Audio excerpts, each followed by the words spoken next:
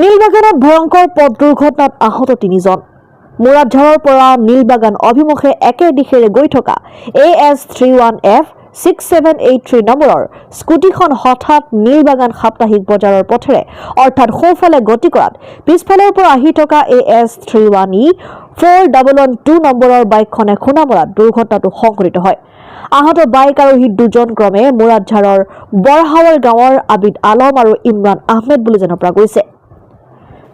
আনহাতে স্কুটিত থকা লোকজন নীলবাগানৰ আব্দুল ৱাহিদ বুলি চিনাক্ত হৈছে। দুৰ্ঘটনাত আহত তিনিওকে লগে লগে ৰাইজে 108ৰ জৰিয়তে নীলবাগান মহাত্মা গান্ধী আদৰ্শ চিকিৎসালয়ত ভৰ্তি কৰায়। দুৰ্ঘটনাত আহত তিনিওকে লগে লগে ৰাইজে 108 এম্বুলেন্সৰ জৰিয়তে নীলবাগান মহাত্মা গান্ধী আদৰ্শ চিকিৎসালয়ত ভৰ্তি কৰোৱায়। ঘটনাস্থলীত মুৰাদঝাৰ থানাৰ আৰক্ষী উপস্থিত হৈ তদন্ত আৰম্ভ কৰাৰ লগতে দুৰ্ঘটনাগ্ৰস্ত স্কুটি আৰু মটৰচাইকেলখন জব্দ কৰিছে।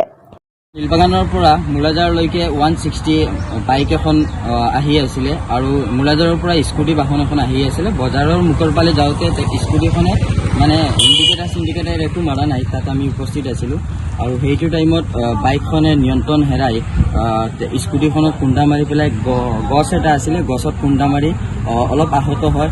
ইতিমধ্যে এম্বুলেন্সে নীলবাগান হস্পিটেললৈ লৈ গৈছে। আমাৰ ইয়াত ৰাইজ আছিলে তেখেতসকলে লৈ গৈছে। বাইকখন আৰু স্কুটিখন তাত আছিলে, কিন্তু উইদাউট হেমলেটত আছিলে।